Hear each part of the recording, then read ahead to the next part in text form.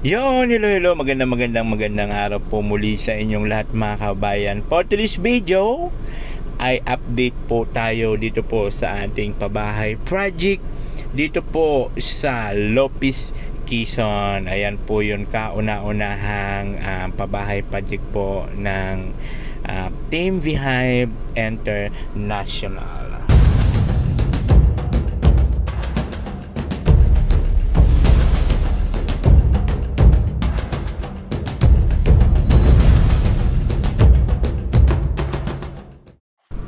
Hello, magandang araw po muli sa inyong lahat. Muli nagbabalik ang inyong likod. This is Nathan Cute Vlog, ang taong walang panlasa.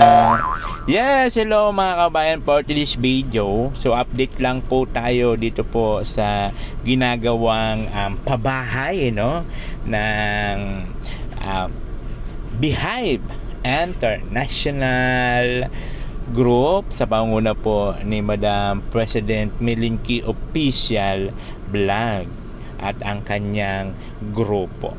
So ito na nga po yung update natin dito po sa ginagawang pabahay at ayan na.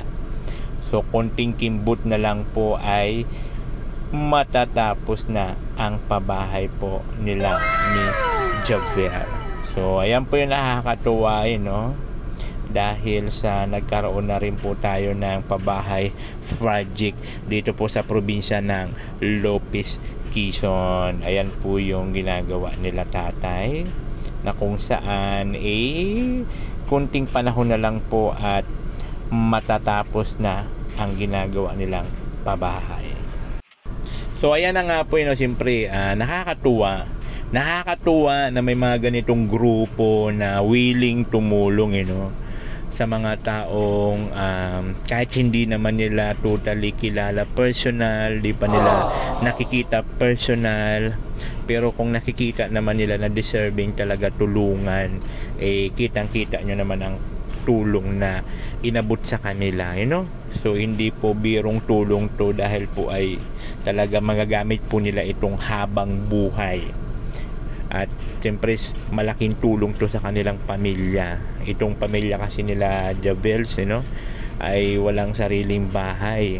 Actually may kwento ko lang nagsimula lang po ito sa kanilang palikuran dapat, kasi personally mismo na nakita ng iyong lingkod na talagang wala silang CR kumbaga. So doon lang po ito nag-start, and din na pagkasunduan po ng grupo na ba't hindi na lang bahay yung ipagawa para lubos-lubos na talaga. So maraming salamat sa Team Beehive, sa grupo po nila, dahil po sa isang iyong lingkod mga kabayan na pinagkatiwalaan na humawak nito sa pagbablog itong pabahay project. Actually itong mga Team Beehive naman matagal na natin itong mga kakilala, matagal na itong nagsusupport sa inyong lingkod, lalo pa nung kapanahonan na talagang as in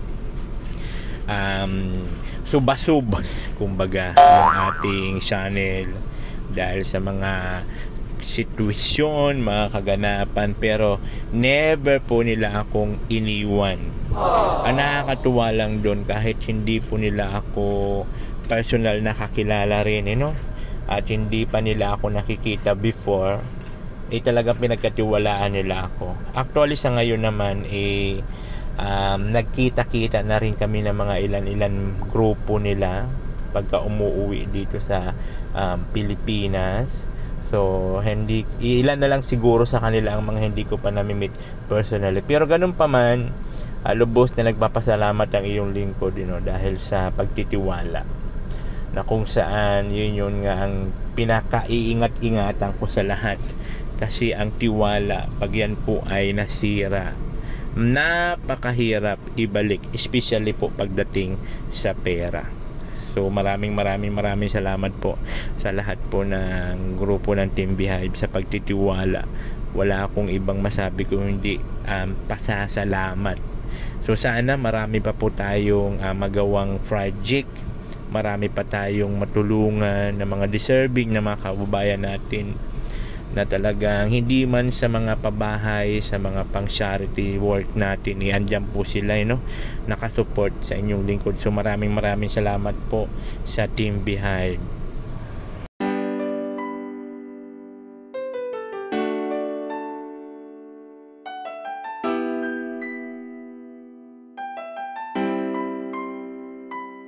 Siya ang kalingap na palaging nakaantabay, handang tumulong sa kapwa, kay tatay at kay nanay. Handa niyang puntahan kahit gaano pa kalayo, para sa kababayan sa pagtulong ay dadayo. Hindi iindahin kahit gaano man kainit, kahit gaano katarik ang bundok kanyang pipilit. May Nathan Cute Vlog na sa inyo ay tutulong, na sa gantong unos ay handa kayong isilong. Pangako at pangarap na makatulong sa kapwa, kahit ang kapalit ngiti nyo lang kanyang makita. Nathan Cute Vlog, tutulong at magpapasaya. Umaraw umulan, siya ang kalingap laging nandyan.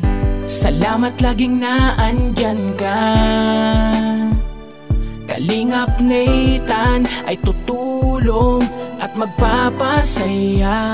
Hindi magsasawa, di mapapagod, yan ang aasahan nyo, na meron laging handang tumulong kahit sino ka man. Kalingap Nathan, salamat laging naandyan ka.